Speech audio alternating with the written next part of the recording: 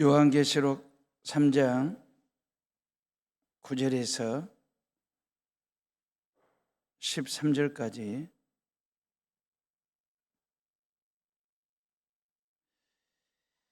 찾았으면 저랑 같이 읽습니다. 보라, 사탄의 회당 곧 자칭 유대인이라 하나 그렇지 아니하고 거짓말하는 자들 중에서 몇을 내게 주어 그들로 와서 내 발 앞에 절하게 하고 내가 너를 사랑하는 줄을 알게 하리라. 네가 나의 인내의 말씀을 지켰은즉 내가 또한 너를 지켜 시험의 때를 면하게 하리니 이는 장차 온 세상에 임하여 땅에 거하는 자들을 시험할 때라. 내가 속히 오리니 네가 가진 것을 굳게 잡아 아무도 내 면류관을 빼앗지 못하게 하라. 이기는 자는 내 하나님 성전의 기둥이 되게 하리니 그가 결코 다시 나가지 아니하리라. 내가 하나님의 이름과 하나님의 성 곧 하늘에서 내 하나님께로부터 내려오는 새 예루살렘의 이름과 나의 새 이름을 그의 위에 기록하리라. 귀 있는 자는 성령이 교회들에게 하시는 말씀을 들을지어다. 아멘. 지난 10월 19일부터 터키 소아시아 지역 내에 있는 소아시아 7개 교회를 방문하듯이 들여다봤습니다. 지난주까지 빌라델비아 교회, 이제 다음 주에 라오디아 교회를 들여다보면 7개의 교회 방문이 다 맞춰지는 건데, 현대인 크리스천들에게 하나님께서 7개의 교회를 통해서 보여주고자 하시는 게 있어요. 들려주시고자 하시는 메시지가 있어요. 모든 교회들이 다 칭찬만 받았던 것도 아니고 책망만 받은 것도 아니고 칭찬과 책망을 곁들여 받은 교회도 있고 책망만 칭찬만 받은 교회들도 있습니다. 그런 이야기들을 쭉 살폈는데, 실은 지난날 1세기, 지금으로부터 한 2000년 전에 있었던 과거의 교회로만 우리가 생각한다면 우리의 신앙이 단순해질 수 있죠. 이 지난날 과거의 교회를 통해서 저와 여러분들의 실상, 지금 한국교회의 실존을 보게 하시고자 하시는 메시지가 이 7개 교회 시리즈 설교를 통해서 우리가 이제 나름 좀 정리를 했고 교훈을 받아들이는 상황들 말입니다. 실은 에베소 교회는 진리를 지켰던 교회거든요. 악으로부터 교회를 지켜냈습니다. 근데 아쉬운 게 뭐냐면 주님을 향한 첫사랑을 잃어버렸어요. 그래서 예수님께 책망을 받은 교회가 에베소 교회입니다. 어찌 보면 그 어떤 신앙의 행위보다도 하나님이 원하시는 것은 주님을 향한 첫사랑, 이걸 주님이 귀하게 보시는구나. 현대 크리스천들에게 뭘 원하시냐면 다양한 어떤 신앙적 행위들 있잖아요. 퍼포먼스. 그러한 신앙적 행위보다도 주님을 향한 첫사랑이 있느냐, 이걸 물어보는 거죠. 주일 성수도 잘하고 봉사도 열심히 하고 성경 지식도 해박하고 그리고 모든 일에 매사 열심인데 그 주님과의 설레이는 교제가 나에게 있는지, 그 말이에요. 주일 성수도 잘하고 주일 예배도 잘 드려요. 예배를 사모하기도 하고. 근데 기다림과 설레임이 내 마음속에 지금도 꿈틀거리고 있느냐, 이걸 물어보는 거죠. 지난 수십 년 동안 주일 성수 잘했고 주일 예배 잘 드렸습니다. 목소리로 아니면 악기 연주로 하나님 앞에 헌신하면서 찬양단으로 찬양대원으로 헌신하기도 봉사하기도 했고, 교회학교 교사로 열심을 다해서 수십 년 동안, 아니면 남성교회나 전도회를 위해서나 구역 리더로 여러 가지 모양으로 아주 익숙하다 할 정도로 헌신했거든요. 오토매틱 자동으로 말입니다. 다만 우리가 이 대목에서 한번 확인하고 점검해야 될 게 뭐냐면, 익숙함에 속아 소중함을 잃어버린 것은 없는지, 그 말이에요. 우리는 하나님 앞에서 너무 익숙해져 있거든요. 근데 익숙함에 가려져 있는 그 익숙함에 속아 소중함을 잃어버린 것은 아닌지, 다시 말하면 주님 앞에 나왔을 때 그때 첫 걸음, 아니면 앞에 주님 앞에서의 첫 몸짓 있잖아요. 첫 예배의 감격, 첫 신앙, 첫 사랑, 첫 헌신, 첫 봉사 했던 지난날의 모든 주님을 향한 첫사랑이 나에게 설레임이 사모함이 나에게 있는지 그 말입니다. 우리는 너무너무 익숙함에 젖어 있어가지고 이 작은 소중함을 잃어버리는 경우들, 소중함을 잃어버린 걸 우리는 매너리즘이라고 얘기를 하는 거예요. 현대적 관점에서 볼 때 신앙적 매너리즘 말입니다. 실은 에베소 교회 교인들은 이 영적 매너리즘에 빠진 거죠. 매너리즘은 한마디로 처음에 감동과 감격은 사라지고 형식만 남은 익숙함을 매너리즘이라고 얘기합니다. 설교도 하고 목회도 해요. 이게 자동이야. 몸에 배에 있어요, 저에게는. 근데 아무런 감격도 감동도 감사 없이 설교를 준비하고 설교를 선포하고 목회를 한다면 저는 목회 매너리즘에 빠진 목사입니다. 저나 여러분이 영적 매너리즘에서 벗어나 신년 새해를 맞이하는 성도들 되시기를 성탄하신 주님의 이름으로 축원합니다. 남녀 연인 간에도 첫사랑을 잃어버리면 매너리즘에 빠지는 거예요. 그래도 첫 연애할 때, 첫 만남이 이루어질 때 그때는 정말 카톡을 주고받아도 꿀 떨어지는 카톡을 주고받았거든요. 밥 먹었어? 맑은 하늘을 쳐다보면서 네가 보고 싶어?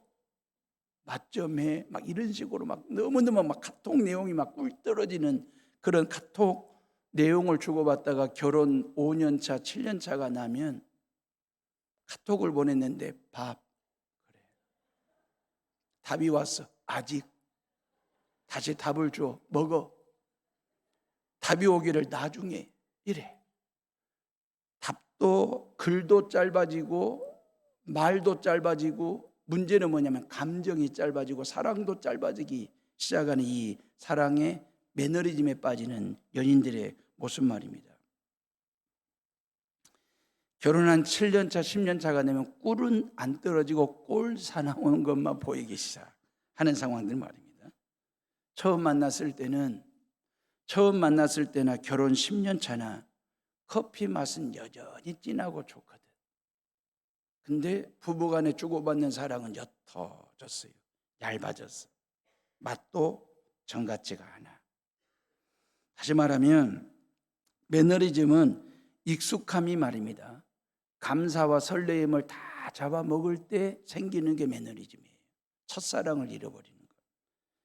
예수 믿고 처음 예배 드릴 때, 예수님 믿고 처음 예배를 드릴 때 찬양은 눈물로 불렀어요. 기도는 철야라도 할 것처럼 열정을 가지고 뜨겁게 했어요.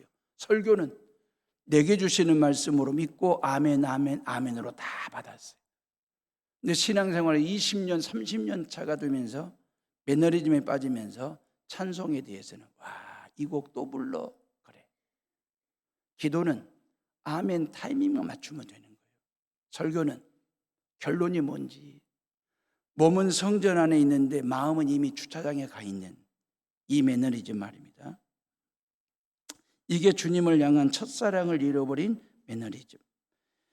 하나님을 향한 이 첫사랑을 회복하라고 주님은 회개하라고, 회개할 때에 회복이 이루어진다라고 가능성을 에베소 교회 교인들에게 전달하셨어요. 주님을 진심 어린 신부된 심정으로, 신부된 자로 성탄하실 예수님을 맞이할 준비하는 것 말입니다. 서문학교회는 세상의 잣대로 봐서는 정말 가난한 교회였거든요. 볼품이 없는 교회였는데 주님이 뭐라고 칭찬하시냐면 믿음이 부요한 자라고 칭찬하셨어요.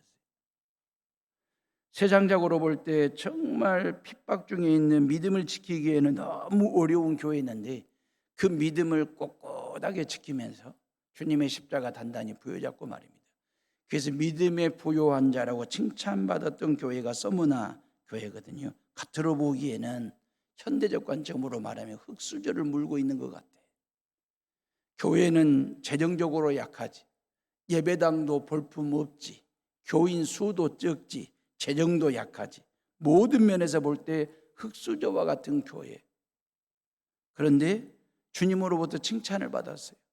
겉으로 보기에는 초라해 보이는데 영적으로 볼 때 가장 멋스러운 신앙생활을 하는 교회, 그게 서문학 교회였거든요. 세상의 성공 기준에 주눅들거나 쫄지 않고 당당하게 예수 그리스도를 반듯하게 맞게 옳게 바르게 믿는 그리스도인의 삶을 살아냈던 그 신앙의 모습 말입니다. 이 연말에 주님이 보시는 것은 은행 잔고를 보는 게 아니라 신앙의 잔고를 보시는 거예요. 하나님 앞에 드릴 만한 신앙이 여러분들의 신앙 통장에 잘 입금되어 있는지, 예금되어 있는지 그 말입니다. 금수저를 물고 있는 신앙보다도 비록 흙수저이지만 하나님 앞에 귀하게 쓰임받고 인정받고 칭찬받는 신앙생활하는 교인 말입니다. 서문학교회는 그런 교회였어요. 서문학교회 지도자였던 폴리캅 말입니다.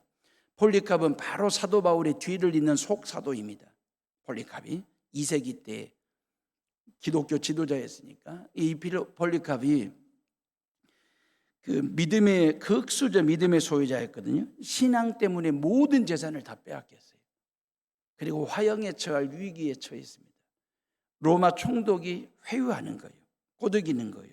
뭘 제안하냐면 지금이라도 예수를 모른다라고 부인하면 당신 노후에 평안하게 살 수 있도록 당신 노후를 책임지겠다고 로마 총독이 그렇게 유혹하고 꼬드깁니다.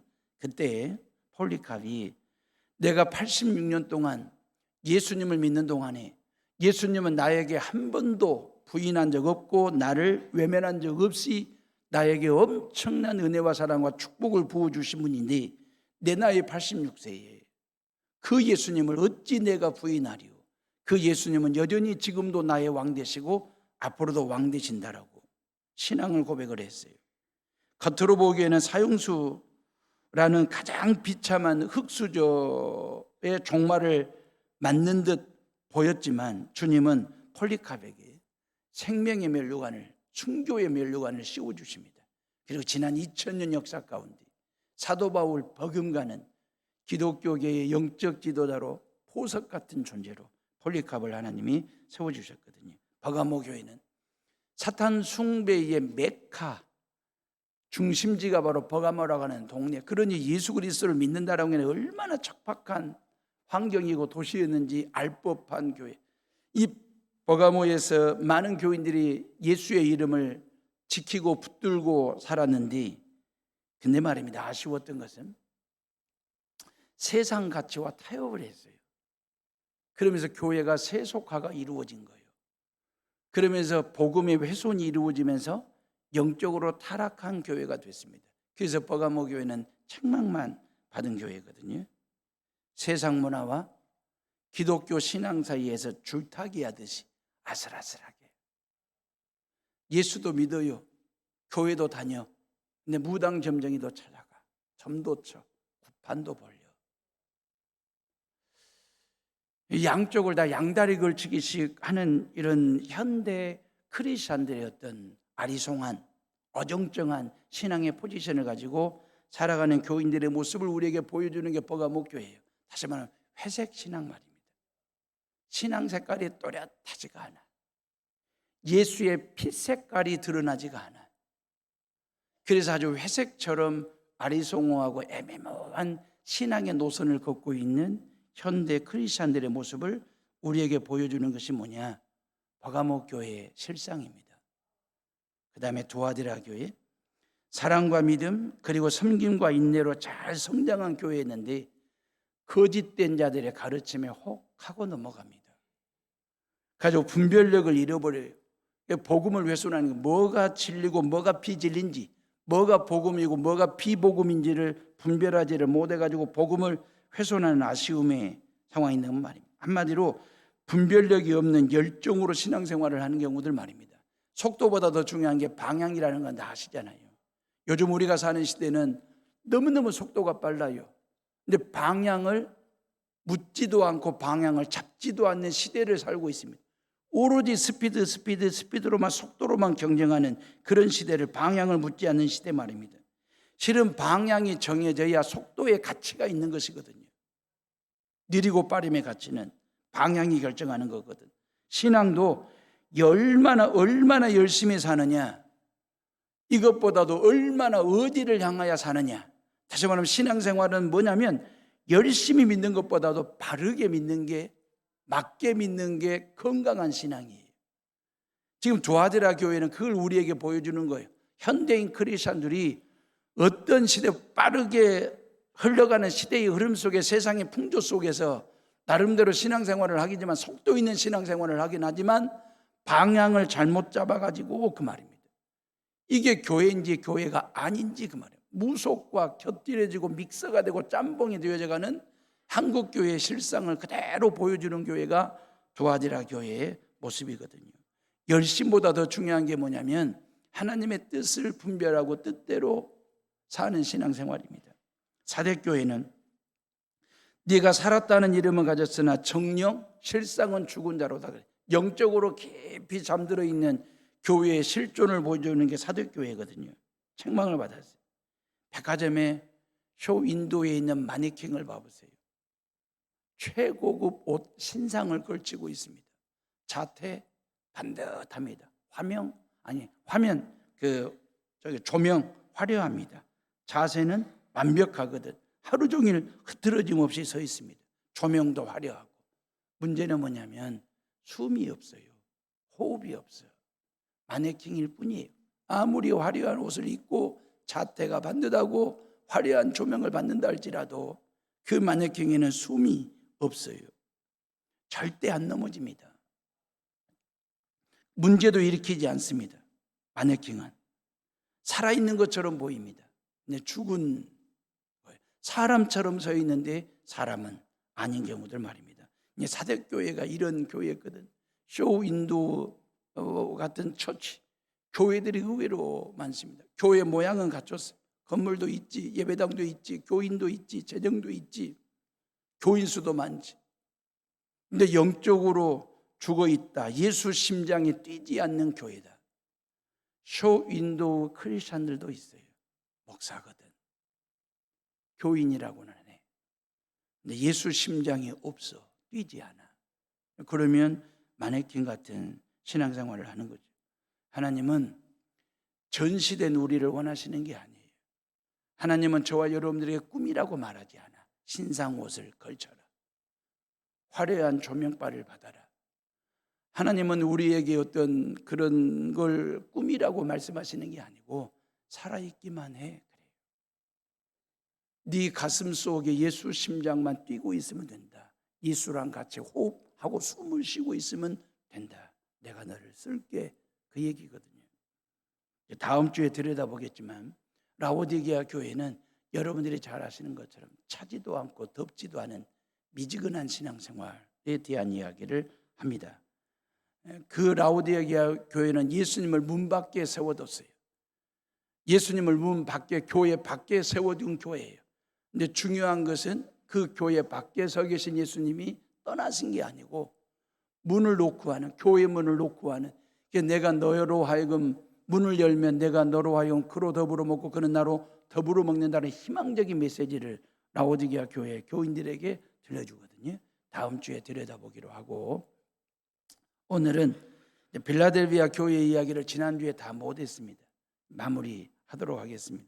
지난주에 필라델피아 교회는 한마디로 작지만 강한 교회라고 칭찬을 받았잖아요. 가진 능력이나 역량으로 봐서는 아주 작은 볼품없는 교회였습니다.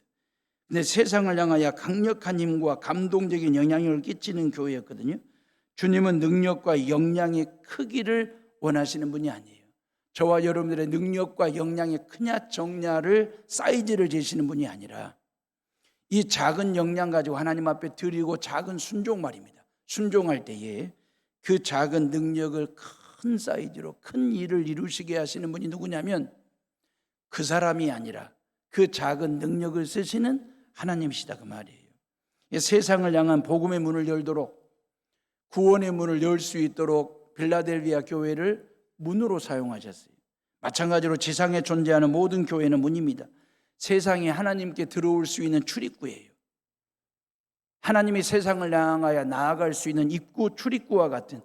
그래서 하나님과 세상 사이에 하나님은 뭘 세워두시냐면 교회를 세우셨어요. 그 교회를 통해서 문처럼, 그만해, 세상이 하나님께 들어올 수 있는 입구가 되도록, 하나님이 세상을 향하여 나아갈 수 있는 출구가 될 수 있도록 문으로 세우셨다. 중요한 것은 항상 활짝 열려 있다라고 하는 것입니다. 닫힌 문이 아니에요. 항상 열려 있는 문이에요. 누구든지 언제든지 얼마든지 그 문을 열고 들어오기만 하면, 아니 실은 열려 있는 문이니까 그 문을 통해서 교회 안으로 들어오기만 하면 예수님 만나고 예수님 믿고 죄 사함 받고 하나님의 자녀가 되고 구원받는 길을 열어놓으신 분이 바로 예수 그리스도이시거든요. 내가 열고 들어오는 문이 아닙니다. 내가 열고 구원받는 구원이 아니라 우리 예수님이 항상 열어놓으신 그 구원의 문으로, 그 말입니다. 이게 빌라델비아 교회의 해오른 교회의 기능입니다. 목적입니다. 이게 복음의 능력입니다. 예수님께서 십자가 죽음과 부활로 여신 구원의 문은 모든 열방을 향하여 활짝 열려 있어요. 동서남북으로 열려 있다, 그 말이에요. 그 문으로 들어오는 자마다 예수 믿고 구원받는 역사가 일어났어요. 그래서 저와 여러분들이 이 시간 이 예배를 드릴 수 있는 거예요. 성탄을 사모할 수 있는 이유가 뭐냐? 주일 성수하고 주일 예배를 드릴 수 있는 이유는 딴 게 아니에요. 저와 여러분들을 위하여 예수 그리스도께서 항상 교회 문을 열어놓으시고 누구든지 예수님 만나 구원받을 수 있도록 하셨기 때문에, 그 세상에 어떤 권력으로도 어떤 세력이, 어떤 나라와 민족이, 어떤 철학이나 어떤 사상, 이데올로기가 하나님께 나아가는 길을 막을 수 없고 하나님께 들어가는 문을 막을 수 없도록 오로지 예수 그리스도께서 여신 성탄을 통해서 예수님이 여셨고 십자가를 통하여 확실하게 활짝 열어놓으시고 부활을 통해서 어느 누구도 닫을 수 없는 문 되게 하셨다, 그 말이에요. 그게 교회의 기능입니다. 사랑하는 에오름의 식구들이, 예수님의 칭찬은 이번 주도 계속해서 이어집니다. 지난주에는 복음의 문으로 쓰임받는 빌라델비아 교회를 칭찬하셨고, 오늘 8절 말씀 봐보세요. 다 같이 8절을 읽어봅니다. 시작.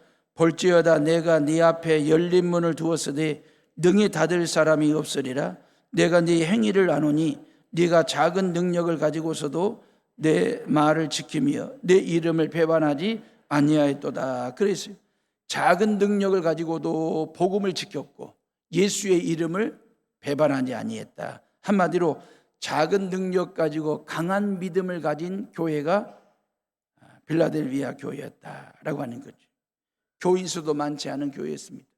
교회 재정도 넉넉하지 않은 교회였습니다. 건물도 작은 교회였습니다. 사회적 영향력도 크지 않았습니다. 세상은 큰 걸 원합니다. 강한 것을 원합니다. 화려한 것을 원합니다. 그래서 세상은 그거에 주목을 하거든. 능력이 많고 커야 쓰임받는다고 생각합니다. 그러나 우리 주님의 시선은 달라요. 우리의 자금을 문제 삼지 않고 되려 주목하십니다. 그리고 그 자금을 사용하신다, 그 말이에요. 빌라델비아 교인들은 작은 능력을 가지고도 주님의 말씀을 지켰고 주님의 이름을 배반하지 않았어요. 큰 능력 가지고도 어기거나 이름을 배반하는 교회들이, 성도들이 종종 있잖아요. 비록 능력이 작아도 끝까지 주님 붙들고 있는 사람을 주님은 사용하십니다. 작은 능력이지만 말씀에 순종하고 크리스찬됨의 품격과 영격을 지키고 사는 자들을 통해서 교회를 살리시고 나라와 민족을 살리시는 일을 하신다, 그 말이에요. 나의 능력이 크냐 적냐는 중요하지 않습니다. 그 작은 능력을 주님께 드렸을 때 그 주님께서 크게 쓰시는 그 주님을 바라보는 믿음 시선이 나에게 있느냐 없느냐, 그게 중요한 거죠. 승용차를 봐보세요. 승용차는 글자 그대로 쇠로 만든 쇠덩어리잖아요. 엄청난 무게입니다. 엄청난 사이즈도 큽니다. 근데 그 어마어마한 무게와 사이즈가 있는 승용차에 시동을 거는 것은 아주 작은 손가락만한 키입니다. 이 키가 없으면 네 바퀴가 있고 엔진이 있고 문짝이 있고 본네트가 있고 트렁크가 있는 차도 움직일 수 없어요. 시동이 걸리지가 않습니다. 이 작은 열쇠 하나가 모든 시동을 걸게 하고 이 차로 하여금 천국을 향하여 달릴 수 있는 그러한 힘을 공급해 주는 게 어디냐면 조그마한 키, 작은 키 말입니다. 빌라델비아 교회가 바로 그런 교회였습니다. 성도들이 가지고 있는 능력은 작은 능력이었어요. 근데 그 작은 능력 가지고 순종을 했을 때에 하나님은 크게 쓰이시고 크게 사용하시는 것 말입니다. 집으로 들어가는 문도 큽니다. 들어가서 보면 집은 30평, 50평, 70평처럼 큽니다. 근데 그 집으로 들어가기 위해서는 아주 작은 키로 문을 따야만이 들어가는 것처럼 사과는 몇 개 있는지 셀 수 있어요. 하나, 다섯, 10개, 15, 20개라고 사과의 개수는 셀 수 있지만 그 사과 안에 있는 씨앗 속에 있는 사과가 몇 개인지는 아무도 몰라요. 아주 작은 씨앗 속에 어마어마한 사과가 있는 것이거든요. 5천 명이 배불리 먹고도 12강주를 남기는 오병이어의 기적은 파레바게뜨 공장에 빵 공장에 있는 곳에서 기적이 일어난 게 아닙니다. 저 여수 수산물이 있는 옥판장에서 오병이어의 기적을 일으킨 게 아니고 빵 공장도 수산물 어시장도 없는 벳세다 광야에서 일어난 기적이거든요. 뭘로? 어린 꼬맹이가 예수님께 드린 보리떡 5개, 물고기 2마리, 그건 1인용 도시락 아주 작은 거였거든요. 그 작은 걸 주님께 드렸을 때 그 말입니다. 주님이 원하시는 것은 그 벳세다 광야에 모인 모든 사람들의 도시락을 다 거두오라는 게 아니었어요. 산더미처럼 쌓아놓고 나눠주는 것이 아니라 어린 꼬맹이가 드렸던 아주 작은 도시락, 1인용 도시락 하나를 가지고 주님이 축사하시고 기도하셨을 때에 그 말이에요. 5천 명을 배불리 먹이고도 12강주를 남기는 놀라운 기적을 일으켰거든요.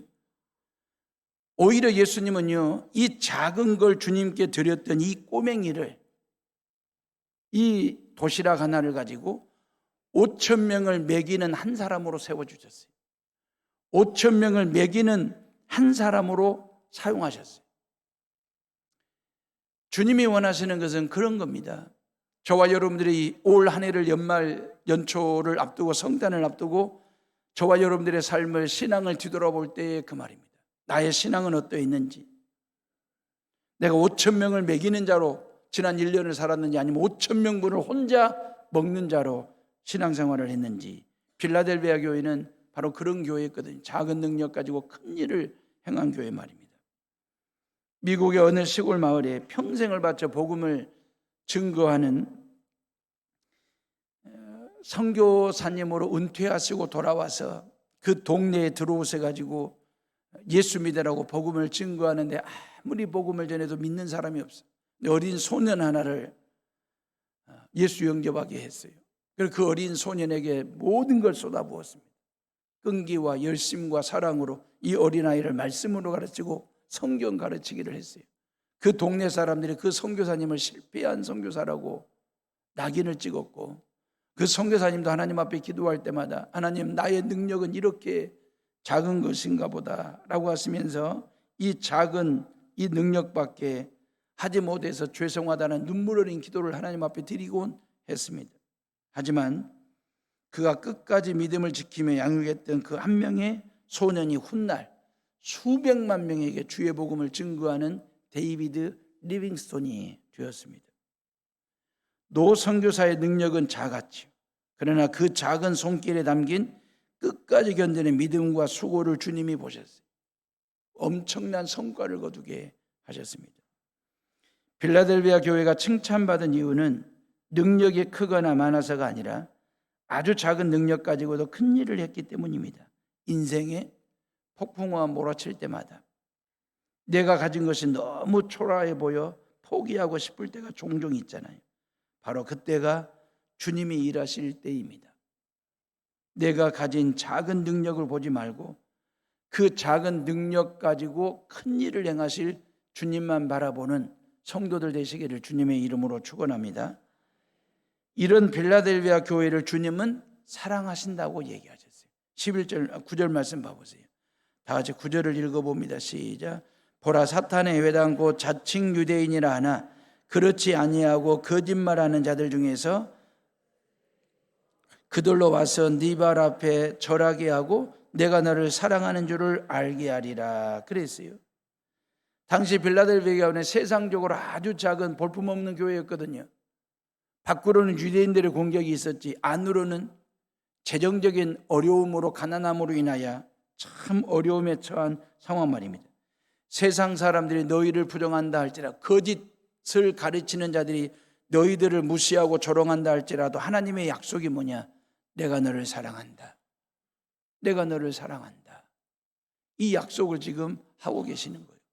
적은 능력을 가지고도 주의 말씀을 지키고 예수 이름을 배반한 적 없이 강한 믿음을 가지고 살아가는 내가 너희들로 하여금 세상 사람들이 너희를 뭐라 할지라도 유대인들이 너희를 어떤 환난이나 고난이나 핍박으로 무시하고 조롱한다 할지라도 나는 너를 사랑한다. 이게 예수님이 빌라델비아 교회 교인들에게 하신 거룩하신 약속이에요. 확실한 약속이에요. 내가 너희를 사랑한다. 어느 유명한 화가가 제자가 그림을 그리다가 실수로 인하여 그림을 망치게 됐어요. 엉망이 된 거예요. 그래서 이런 자기 자신이 너무 밉기도 하고 화가 나고 화딱지가 나서 분이 나가지고 캔버스를 구석에 던져버리고 이 그림은 끝났어, 망쳤어 라고 말하면서 화실을 빠져나가는 거예요. 그냥 실패한 그림을 쓰레기 처분하듯이 다루듯이 그렇게 버리고 나간 겁니다. 스승이 저녁에 화실에 돌아왔어요. 돌아서 봤더니 쓰레기처럼 버려진 제자의 캔버스를 봤어요. 제자의 실수로 얼룩진 부분 위에다가 새로운 색을 입히고 선을 덧그리기 시작했어요. 다음 날 아침 제자가 화실로 돌아왔을 때 그 캔버스에는 어제의 실수가 보이지 않는 걸작품이 돼 있었어요. 오히려 자신의 실수가 배경에 깊이 있는 그림자가 되어 이전보다 훨씬 더 아름다운 걸작으로 완성되어 있는 그림을 봤어요. 제자는 눈물을 흘리면서 깨달은 게 뭐냐면 선생님은 나의 실수보다도 나를 더 사랑하시는구나. 내가 포기한 순간에도 선생님은 내 그림을 포기하지 아니하셨구나. 이걸 깨달은 거예요. 예수님의 사랑도 늘 이렇습니다. 세상의 나를 향해 너는 실패했다, 너는 끝났다, 너는 망했다 라고 손가락질하며 나를 그냥 버려진 캔버스처럼, 버려진 그림처럼 취급을 할 때도 주님은 그런 저와 여러분을 다시 캔버스를 세우시고 십자가라는 붓 끝에다가 당신의 보혈의 피를 묻혀 다시 덧그리기를 하시는 예수님의 은혜를 덧입히시고 당신의 사랑을 덧입히시고 말씀을 덧입혀서 하마터면 쓰레기처럼 버려질 졸작 인생이었던 저와 여러분들에게 하나님의 은혜가 덧입혀지고 하나님의 사랑이 덧그려졌을 때에 하나님 보시기 아름다운 작품, 걸작 인생 되는 것 말입니다. 그리고 하나님이 사인하시는 거죠. 너는 내 것이라고, 내가 너를 사랑한다 라고 사인하듯이 그 말입니다. 우리 예수님은 교회를 비난하고 비방하는 저와 여러분들을 조롱하고 무시하는 사람들을 여러분들 앞에 무릎 꿇혀놓고 사과하도록 하시는 분이 아니에요.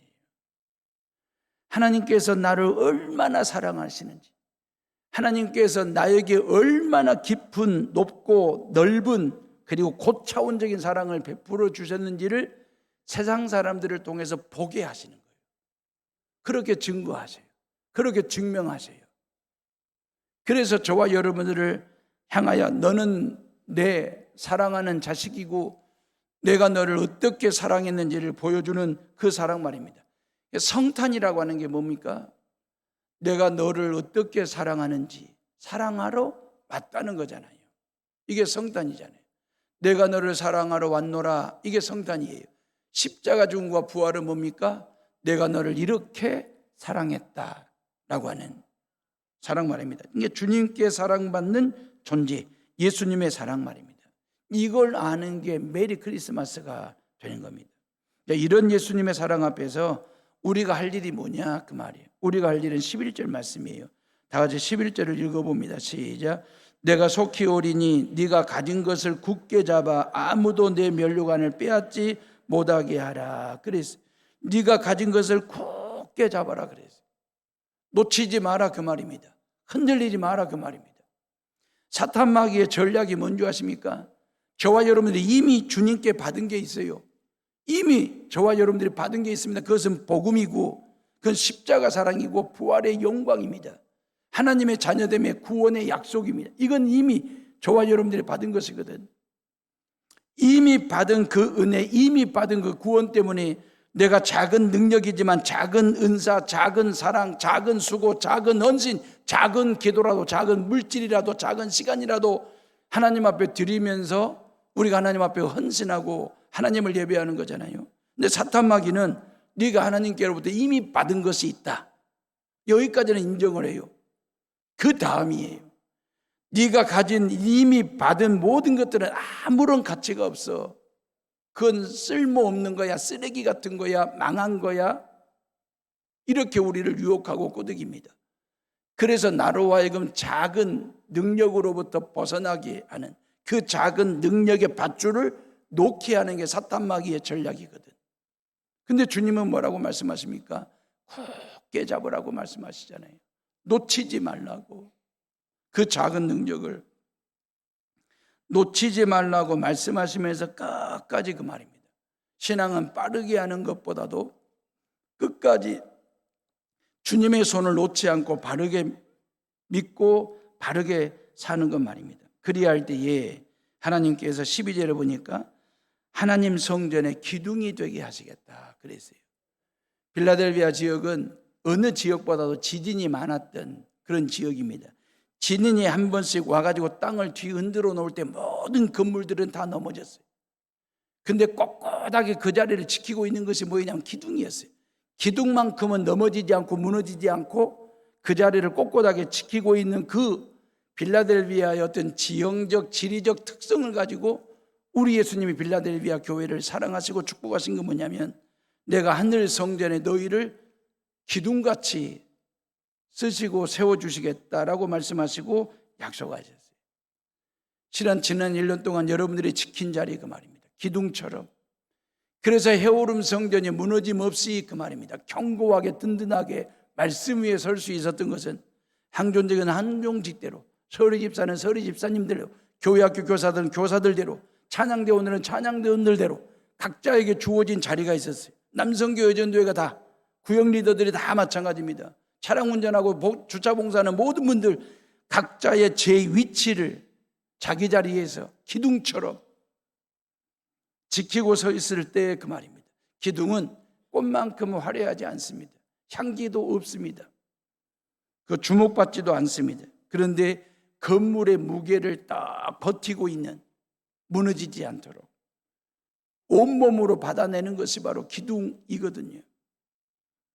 주님은 믿음의 자리를 지키는 자를 하늘 성전의 주인공으로 기둥으로 삼으시겠다 그랬어요.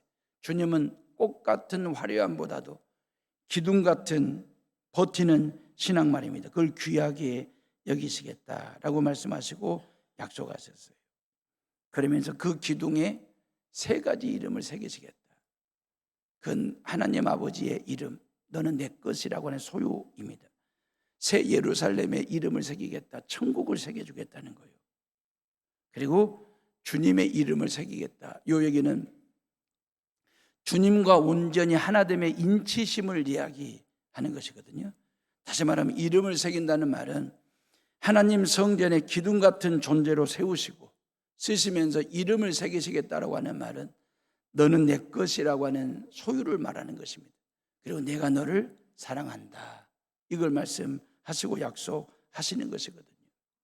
하나님의 자부심, 하나님의 긍지, 그게 바로 누구냐면 해오름 성전에서 기둥처럼 주인공처럼 쓰임받는, 그리고 온 성도들이 각자의 예배의 자리를 지키며 지난 1년 동안 하나님의 말씀에 순종하고 비록 작은 능력이지만 강하게 능력 있게 크게 귀하게 쓰임받았던, 헌신했던 저와 여러분들을 향한 하나님의 사랑, 그 사랑이 지금의 나를, 지금의 여러분들을 존재하게 했다라고 하는 것. 그래서 저와 여러분들은 하나님의 긍지, 하나님의 자부심입니다. 그 자부심을 갖고 한 해를 잘 마무리하는 성도들 되시기를 간절히 바랍니다. 기도합니다.